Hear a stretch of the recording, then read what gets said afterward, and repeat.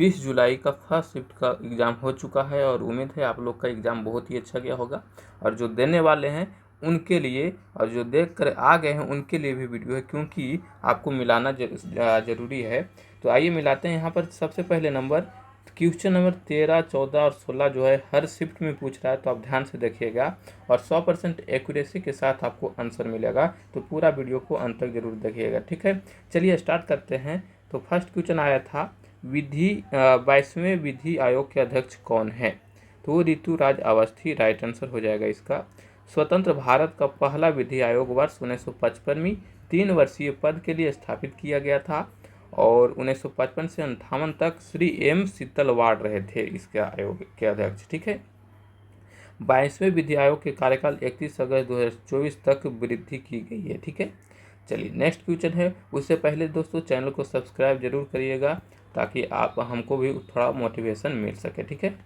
चलिए second question है, भारत के पहले मुख्य चुनाव आयुक्त क्या है? दोस्तों ये जो सारा क्वेश्चन है हमने पहले भी पढ़ा रखा है, तो और उसी से रिपीटेड क्वेश्चन आ रहा है। तो दोस्तों आप पूरा जरूर ध्यान से देखिएगा ताकि आपको फ़ायदा हो सके अगले एग्जाम में। तो भारत के पहले चुनाव आयुक्त कौन है? तो सुकुमार सेन राइट आंसर हो जाएगा। भारतीय सिविल सेवक सुकुमार सेन भारत के पहले मुख्य चुनाव आयुक्त थे, जिन्होंने 1951 में 52 में 1957 में भारत के आम चुनाव की निगरानी किया था। अनुच्छेद 324 और अनुच्छेद 329 तक में भारत निर्वाचन आयोग से संबंधित आर्टिकल है, ठीक है। गठन इसका हुआ था 25 जनवरी 1950 को, ठीक है। नेक्स्ट क्वेश्चन है 2011 की जनगणना के अनुसार सबसे ज़्यादा जनसंख्या किस 2 राज्य का है? अब पिछले शिफ्ट में कल का फोर्थ शिफ्ट में पूछा हुआ था कि किसका कम है और इस बार किसका सबसे अधिक है। इस बार पूछ रहा है कि 2 राज्य का हमको बताना है, ठीक है। तो यहाँ पर उत्तर प्रदेश का सबसे अधिक है, उसके बाद फिर महाराष्ट्र का है सेकेंड नंबर में, फर्स्ट में यूपी है, उसके बाद महाराष्ट्र है, ठीक है। और उसके बाद फिर तीसरे नंबर में कौन आता है? बिहार आ जाता है, अपना बिहार। और 4 में पश्चिम बंगाल, ठीक है। और उसके बाद फिर एमपी आ जाता है। तो इस तरह से हमको याद रखना, 3 से 4 5 तक याद रखना है आपको, एकदम कंफर्म पूछ रहा है हर शिफ्ट में। नेक्स्ट क्वेश्चन हमारे पास है, भारतीय राष्ट्रीय कांग्रेस के द्वितीय अधिवेशन की अध्यक्षता किसने किया था? तो दादा भाई नेहरू। सारा पढ़ाया हुआ क्वेश्चन आ रहा है, दादा भाई नेहरू ने इसकी अध्यक्षता किया था, ठीक है दोस्तों। 1886 में भारतीय राष्ट्रीय कांग्रेस का दूसरा अधिवेशन कलकत्ता में आयोजित किया गया था। दादा भाई नेहरू को हम ग्रैंड ओल्ड मैन के नाम से भी जानते हैं, ध्यान में रखना है एकदम। वे ब्रिटेन में हाउस ऑफ कॉमन्स के सदस्य बनने वाले पहले भारतीय भी थे और poverty and un British rule in India के लेखक हैं। ये बुक आपको ध्यान में रखना, पढ़ कर जाना है, ठीक है। और भारतीय राष्ट्रीय कांग्रेस के संस्थापक एलन ऑक्टोविन थे और भारतीय राष्ट्रीय कांग्रेस की स्थापना 28 दिसंबर 1885 को हुआ था। प्रथम अधिवेशन बम्बई 1885 में और अध्यक्ष व्योमेश चंद्र बनर्जी प्रथम अध्यक्ष अधिवेशन में हुए थे, ठीक है। और लॉर्ड डफरिन उस समय का वायसराय था। कुल प्रतिनिधि 72 थे, ध्यान में देना है, ठीक है। और पहले यह अधिवेशन पुणे में आयोजित होना था, लेकिन वहाँ अकाल के कारण मुंबई में गोकुल दास तेजपाल संस्कृत विद्यालय में हुआ था, ठीक है। अच्छा, इसमें अधिवेशन के कुछ चार्ट लेकर आए हूँ, जैसे कि सबसे पहले 1885 में हुआ बॉम्बे में, व्योमेश चंद्र बनर्जी अध्यक्ष थे, 72 प्रतिनिधि ने भाग लिया था। फिर कलकत्ता में हुआ 1886 में, दादा भाई नेहरू जी ने अध्यक्षता किया। फिर मद्रास में हुआ 87 में, बदरुद्दीन तैयब जी और पहले मुस्लिम राष्ट्रपति उसमें था। इलाहाबाद में 1888 में जॉर्ज यूल ने किया और उसके बाद लाहौर में 1893 में हुआ दादा भाई नेहरू जी ने। फिर यहाँ पर कलकत्ता में रहीमतुल्ला एस और एम सैनी 1896 में किया कलकत्ता में। फिर दादा भाई नेहरू जी ने 1906 में किया। स्वराज शब्द का सर्वप्रथम प्रयोग किया गया था 1906 में कलकत्ता अधिवेशन में। और वहीं वंदे मातरम पहली बार गाया गया था 1896 में कलकत्ता अधिवेशन में, ठीक है। कलकत्ता अधिवेशन में 2 चीज़ बहुत ही ज़्यादा इंपॉर्टेंट पूछा जा रहा है, ठीक है।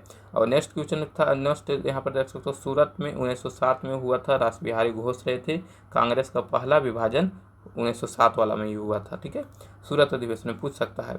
उसके बाद बांकीपुर में हुआ था 1911 में, श्री रघुनाथ सिंह रहा था और जन गण मन पहला बार वहाँ पर गाया गया था, ठीक है, ध्यान देना है। उसके बाद फिर कलकत्ता में हुआ, एनी बेसेंट थे 1917 में, पहली महिला राष्ट्रपति था उसमें। और उसके बाद बेलगांव में हुआ था 1924 में, एम के गांधी वहाँ पर के अध्यक्षता किया था। फिर कानपुर में श्रीमती सरोजिनी नायडू ने 1925 में हुआ था, पहला भारतीय महिला अध्यक्ष थी उस समय। त्रिपुरा में हुआ था और 1939 में सुभाष चंद्र बोस ने उसका अधिवेशन का अध्यक्षता किया था और जयपुर में हुआ था और 1948 में हुआ था। ये ध्यान देना है, कुछ इंपॉर्टेंट है। इंपॉर्टेंट पे देखो, एक सुभाष चंद्र वाला हो गया, फिर यहाँ पर देखो जो ये बांकीपुर में जो हो गया जनगण गाया गया, इसके वजह से कांग्रेस का पहला विभाजन ये वाला सूरत वाला अधिवेशन इम्पोर्टेंट है। उसके बाद कलकत्ता का 2 अधिवेशन इम्पोर्टेंट है, तो ध्यान देना है। उसके बाद फर्स्ट अधिवेशन जो है, फर्स्ट सेकेंड अधिवेशन ध्यान देना है। चलो नेक्स्ट क्वेश्चन हमारे पास आया था, यदि आप सिनेमा देखने जाओ और वहाँ आपकी नौकर मिल जाए तो आप उसे वहाँ से जाने के लिए बोलो तो कौन सा अनुच्छेद का उल्लंघन हो रहा है। तो ऐसा क्वेश्चन पूछ रहा है भाई, तो आर्टिकल 15 का उल्लंघन हो रहा है। आर्टिकल 15 कहता है कि राज्य अपने किसी नागरिक के साथ केवल धर्म, जाति, लिंग, नस्ल और जन्म स्थान या इनमें से किसी भी आधार पर कोई विभेद नहीं करेगा। तो आर्टिकल 15 का यहाँ पर उल्लंघन होगा। ये बहुत ही मस्त क्वेश्चन था, ठीक है। उसके बाद नेक्स्ट क्वेश्चन है, सभा और उस उर किस राजवंश से संबंधित है। सभा और उर तो चोल राजवंश से, ठीक है। सभा और उर चोल राजवंश में यूज किए जाते थे। उर या सभा कही जाती थी चोल ग्राम सभाएं को। और नाडु जिला को कहते थे, कुर्रम ग्राम समूह को, और ग्रामम भी कहते थे। सभी के कार्यकारिणी परिषद अडुगनम होता था। चोल वंश के संस्थापक विजयालय 850 से 870 71 ईस्वी तक राज किया था, ठीक है दोस्तों। ये सारा क्वेश्चन जो है पढ़ाया हुआ है, आ रहा है। निम्नलिखित में से किसने 1936 में कला क्षेत्र एक भारतीय कला अकादमी जो विशेष रूप से भरतनाट्यम परंपरा के विकास के लिए समर्पित थी की शुरुआत किया था। तो रुक्मणी देवी अरुंडेल, बहुत ही ज़्यादा इंपॉर्टेंट है रुक्मणी देवी अरुंडेल, ठीक है। तो 1936 में कला क्षेत्र भारतीय कला अकादमी जो विशेष रूप से भरतनाट्यम परंपरा के विकास के लिए समर्पित थी, तो रुक्मणी देवी अरुंडेल ने इसकी शुरुआत किया था, ठीक है। भारतीय शास्त्रीय नृत्यों के लिए एक प्रसिद्ध प्रशिक्षण संस्थान कला मंदिर की स्थापना 1936 में रुक्मणी देवी अरुंडेल द्वारा युवा कलाकारों को प्रशिक्षित करने और प्रोत्साहित करने के लिए तमिलनाडु के शास्त्रीय नृत्य रूप भरतनाट्यम को पुनर्जीवित करने के लिए किया गया था। वह भारतीय इतिहास में पहली महिला थी जिन्हें भारत की संसद के उच्च सदन राज्यसभा के सदस्य के रूप में नामित किया गया था। भारत ने पहली बार थॉमस कप कब जीता था, ये नेक्स्ट क्वेश्चन है। तो भारत ने पहली बार थॉमस कप 1954 में जीता था। सॉरी, यहाँ पर ये जो क्वेश्चन है ये गलत है, नेक्स्ट हम इसको बताते हैं। इससे पहले रुक्मणी देवी अरुंडेल को 1954 में पद्म भूषण मिला है। 56 में संगीत नाटक अकादमी पुरस्कार मिल चुका है। 68 में संगीत कला निधि है और 74 में मैग्सेसे अवार्ड है। 75 में पद्म विभूषण है। 88 में कालिदास सम्मान भी मिला है। 90 में इंदिरा गांधी अवार्ड, 98 में भारत रत्न भी मिल चुका है रुक्मणी देवी अरुंडेल को, ठीक है। और ये जो क्वेश्चन यहाँ पर देख सकते हो नीचे है, 1982 से थॉमस कप चैंपियन हर 2 साल में आयोजित की जाती है, ठीक है। तो भारत ने पहली बार थॉमस कप कब जीता था, तो यहाँ पर देख सकते हो 1982 में थॉमस कप चैंपियन हर साल दो साल में आयोजित किया जाता है। पहला थॉमस कप टूर्नामेंट 1948-49 में किया गया था। विश्व महिला टीम चैंपियनशिप को क्या कहा जाता है, तो उबर कप कहा जाता है। थॉमस कप 2022 कहाँ आयोजित किया गया था, तो बैंकॉक थाईलैंड में। थॉमस कप फाइनल में भारत ने इंडोनेशिया को 3-0 से हराया। इंडोनेशियाई टीम डिफेंडिंग चैंपियन थी। इंडोनेशिया सबसे सफल टीम है क्योंकि उसने 14 बार थॉमस कप जीता है। चीन 10 खिताब जीता है और दूसरे स्थान पर मलेशिया 5 खिताब जीता है। तो यहाँ पर राइट आंसर हो जाएगा, ठीक है। नेक्स्ट क्वेश्चन है हमारे पास, हरित क्रांति का नकारात्मक प्रभाव क्या है। ये क्वेश्चन बहुत ही ज़्यादा इंपॉर्टेंट है। हरित क्रांति का नकारात्मक प्रभाव पूछ रहा था। तो हरित क्रांति के कुछ नकारात्मक प्रभाव थे, जैसे मिट्टी के पोषक तत्वों की हानि, कीटनाशकों का बड़े पैमाने का उपयोग, अधिक उपज प्राप्त करने के लिए अस्थिर प्रथाएं, आत्महत्या के दर में वृद्धि इत्यादि। तो ये बहुत ही मस्त क्वेश्चन है। एक क्वेश्चन है, भारत के एक महान व्यक्तित्व एम.एस. सुब्बलक्ष्मी किसके लिए जाने जाते हैं। तो एम.एस. सुब्बलक्ष्मी बहुत ही इंपॉर्टेंट क्वेश्चन है, कर्नाटक संगीत के लिए जाने जाते हैं।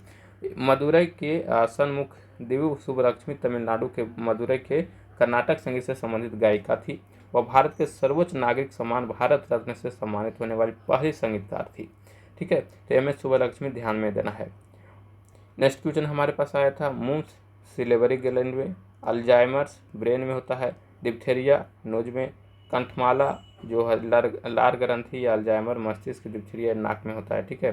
तो यहाँ पर से एक ऑप्शन चुनना था जिसमें से कुछ गलत दिया हुआ था, जैसे कि अल्जाइमर कहाँ होता है, ब्रेन में होता है, यहाँ पर कुछ और दे देगा तो ये गलत हो सकता है। तो जो भी आपका इसमें जो लिखा हुआ है सारा सही सही लिखा हुआ है, ठीक है। और आपका जो गलत होगा उसमें चुन लेना होगा।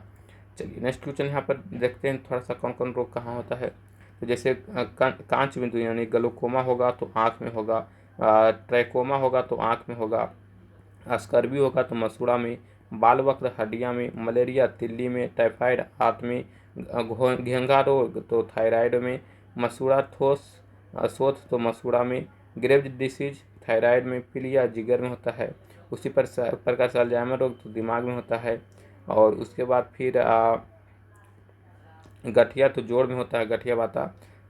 फिर सोराइसिस तो त्वचा में होता है, ओटिटिस कान में होता है, डिप्थेरिया श्वसन तंत्र में होगा, कुष्ठ रोग त्वचा और परिधीय नसें इत्यादि में होता है। ये सारा आपको रोग से कुछ रिलेटेड वर्ड है जो आपको ध्यान में देना है, ठीक है। नेक्स्ट क्वेश्चन हमारे पास आया था मोनोस्टोट क्या है, इल्फिंस्टोन कहाँ का लिeutenant गवर्नर था। अच्छा, मॉन स्टुअर्ट इलिफिंस्टोन कहाँ का, तो बॉम्बे का लिeutenant गवर्नर था। ये हमने पढ़ाया हुआ है, शायद सारा क्वेश्चन मेरा मिल गया है। तो 1818 से 1827 तक था। एक स्कॉटिश राजनेता और इतिहासकार था जो ब्रिटिश भारत सरकार से जुड़ा हुआ था। नेक्स्ट क्वेश्चन है कर्नाटक लद्दाख में नई फसल आने पर कौन सा त्यौहार मनाया जाता है। ये बहुत ही इंपॉर्टेंट है, त्यौहार से रिलेटेड है। तो यहाँ पर उसका ऑप्शन नहीं भेजा गया है, लेकिन लोसर नए साल का स्वागत है, सिंधु दर्शन सिंधु का अस्तित्व का जश्न है, हेमिस-त्सु एक सांस्कृतिक असाधारणता है, लद्दाख महोत्सव फसल समृद्धि का प्रतीक है, यूरू कम्ब्यात बुराई पर अच्छी की जीत है, फयांग त्सपु देवज्ञों की याद करना है, देवों को, ठीक है। तो लद्दाख में नई फसल आने पर ऑप्शन नहीं दिया हुआ है, लेकिन नई फसल में नए साल वाला सारा कुछ आ जाता है। फसल की समृद्धि पर एक त्यौहार मनाते हैं। तो जो भी ऑप्शन होगा ऑप्शन के अनुसार यहाँ पर आंसर होगा। वहीं पर एक और है दोसमच्चे पुण्य जश्न मनाना है, ठीक से गस्टर विजेताओं का सम्मान है। उसी प्रकार से यहाँ पर टक टक महोत्सव इंपॉर्टेंट है, नृत्य लमाओं का महोत्सव है, ठीक है। और साका दावा महोत्सव सबसे पवित्र बौद्ध अवकाश है। तो ये हिमाचल प्रदेश में लद्दाख में मनाए जाने वाले कुछ त्यौहार है जो इम्पोर्टेंट है आपके लिए। तो दोस्तों आज के लिए इतना ही क्वेश्चन हमारे पास आया था, और जैसे ही और कुछ क्वेश्चन, एक दो क्वेश्चन हैं जो हम डिस्क्रिप्शन में लिंक करते हैं, पिन कर देते हैं। और वीडियो को लाइक और चैनल को सब्सक्राइब जरूर करिएगा दोस्तों। चलिए मिलते हैं नेक्स्ट शिफ्ट वाला एग्जाम में।